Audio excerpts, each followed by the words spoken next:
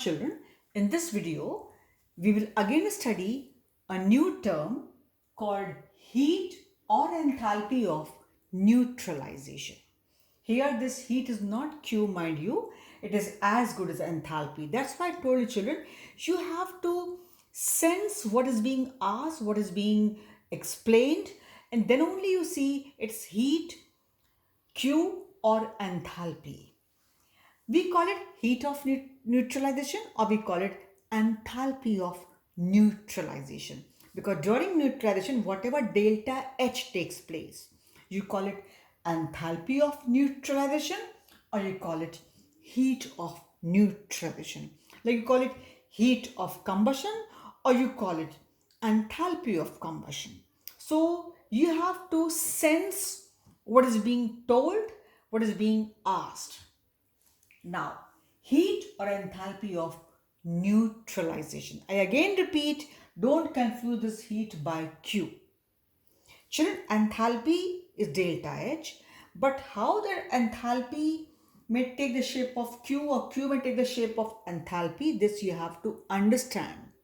So, sense what is being asked here, what is being told, what is being explained. As I told you for minus, there. You have to sense, does minus make any sense in answering the question or not? Similarly here, heat or enthalpy of neutralization. What is this? It is delta H. Delta H means enthalpy change. I can write taking place or it is delta H when 1 gram equivalent of an acid, mind you, children, this is the only definition where we do not have 1 mole or 1 gram as it was in case of calorific value. I would say everywhere for enthalpy it was for 1 mole. But for enthalpy of neutralization, it is 1 gram equivalent.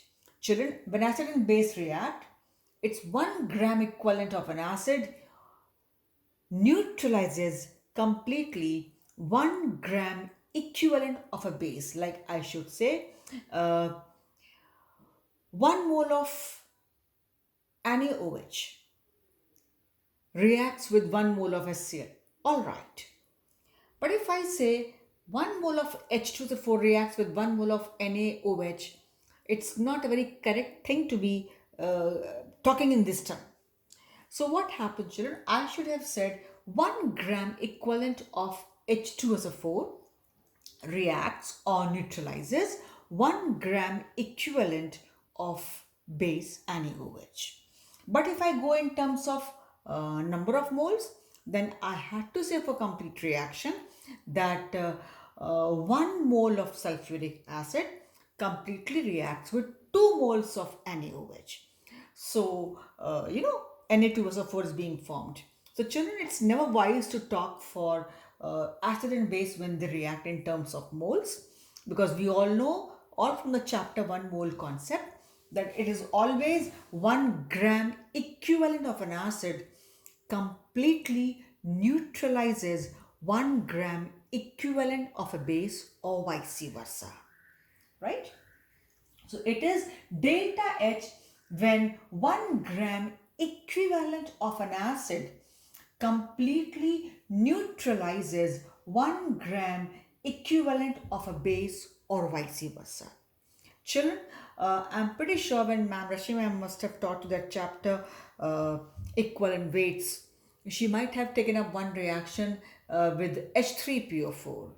1 mole of H3PO4 will react completely with 3 moles of NaOH. If you try to recollect, you will, or you'll find it in your copies also.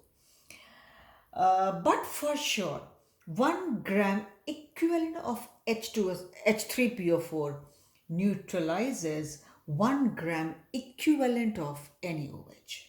When they react, I would say 1 mole of H3PO4 will react completely with 3 moles of NaOH, because that is a tribasic acid. 1 mole of H2SO4 will completely react with 2 moles of NaOH. But I can say 1 gram equivalent of H2SO4 will completely neutralize 1 gram equivalent of your base NaOH, or 1 gram equivalent of base CaOH whole twice, no matter whichever acid you have, whichever base you have.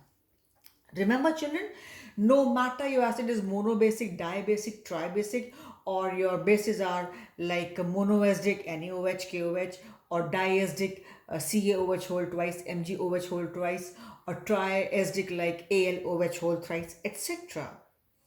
So you might have to take some time to talk in terms of moles, that 1 mole of this will react with so and so moles of NaOH or KOH, whatever. But you can anytime say confidently that 1 mole, 1 gram equivalent of this acid will completely neutralize or will react with 1 gram equivalent of that so and so base, no matter whatever there. Suppose you had H3PO4. Now you know it is a tribasic acid, and CaOH whole twice. It is a diacidic base. Now here you have to balance a reaction. It will be difficult to say how will they react, but very confidently you can say anytime. I know very well that 1 gram equivalent of my acid, the acid which you have, H3PO4, will react, will neutralize 1 gram equivalent of the base CaOH whole twice anytime. So is that clear children? Because whenever bases or acids they neutralize each other, it is always that 1 gram equivalent of an acid will neutralize 1 gram equivalent of a base, or say vice versa. So you don't have to go for a number of moles of acid or base to talk or say to answer the question. It is always neutralization takes place in terms of gram equivalent. So it is the delta H when 1 gram equivalent of an acid completely neutralizes 1 gram equivalent of a base, or vice versa. You take example HCl plus NaOH gives you NaCl plus H2O. And during this process children, delta H means the energy which is evolved minus shows energy is being evolved. It is minus 57.1 kilojoules, means during this process 57.1 kilojoule energy is being liberated. And my children, no, I should not say normally, almost every time during neutralization also energy is always released. That's why they have shown here minus. And enthalpy of neutralization is that process where 1 gram equivalent of an acid neutralizes 1 gram equivalent of a base and energy is released. And children, this will be the value constant for all strong acids and strong bases. Whenever 1 gram equivalent of any strong acid will completely neutralize 1 gram equivalent of any strong base, this amount of heat will always be given out, which is minus 57.1 kilojoule. Now, the value lowers. This value will lower, means it can go lower than 57.1 kilojoule. The value lowers if either is weak, either acid or the base. Why? Because energy is consumed in dissociation of weak acid or base, whichever is there. Okay? Because good amount of this energy which was to be evolved is consumed in ionizing and dissociating that weak component, whether the acid or the base, or maybe both. If they both are weak, the value will go further lower. So this is a standard value of the heat of neutralization of an acid by a base. And children, by chance, this is also the value of enthalpy of formation of water. Right? Here, what is happening here? Formation of water is also taking place. So this is actually neutral. This is also taken as enthalpy of formation of water.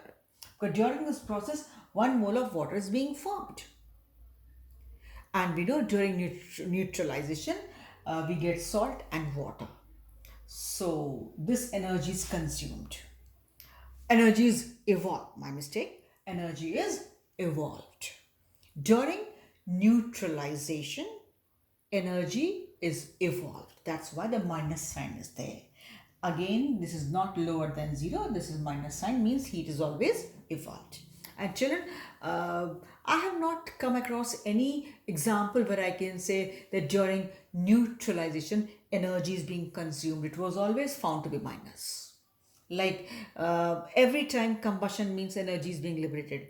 Similarly, here during neutralization, also heat energy is always evolved, to which you call enthalpy of neutralization. And for strong acid and a strong base, the value is fixed 57.1 kilojoule per gram equivalent. Unit could have been per gram equivalent. Minus indicates energy is released. Value goes lower if either of them is weaker. So a good amount of energy which was to be consumed is a good amount of energy which was to be released. Out of that, it is consumed in dissociating the weaker component, acid or base, and hence the value goes down. Now, next term, heat or enthalpy of solution. You dissolve something in a solvent and you get solution. So, heat or enthalpy of solution. What is this? It is delta H. Enthalpy change taking place, enthalpy change. When 1 mole of a substance is dissolved in large excess of a solvent, so much so large excess that further dilution does not produce any change in enthalpy. So much so dilution that so much so amount of solvent that further dilution does not bring about any change in enthalpy. We call it heat or enthalpy of solution, right? It's something like that, children. I had just 1 mole of NaCl, although it's difficult to carry and hold 1 mole of NaCl. So I had just 1 mole of NaCl and I dissolved in a big drum of water, having 200 liters of water. Now, if you further add water, there will be no change in enthalpy, right? Or you dissolved in a tub which was having water around 500 liters of water, or your overhead tank, and you had just 2 3 4 moles of NaCl undissolved. So there will be no further change in enthalpy if you add more of water. So heat or enthalpy of solution, it is the delta H enthalpy change taking place when 1 mole of a substance is dissolved in large excess of solvent, so much so that further dilution, further addition of solvent does not produce any change in enthalpy. So children, these were the terms I had to introduce to you. I had to explain you. You should know. And this value is often asked, what is the standard value of enthalpy of neutralization? Or what is the value of enthalpy of neutralization? They may not say standard, but this is standard understood. Minus 57.1 kilojoule, minus indicates energy is evolved. This is even asked in your competitions. So this value you need to learn, right? Even maybe you have to use it on your own for solving some questions because you expected to know enthalpy of neutralization of an acid by a base, and this is also used as enthalpy of formation of water or heat content of water, taken it that way also for solving questions. So for this we stop here today, and the next class we will do some further more terms and then numericals based on this. So this is all for today. We stop here, but do revise the previous portion as well as this today itself in the evening. Thank you, children. Stay safe, stay healthy. Thank you.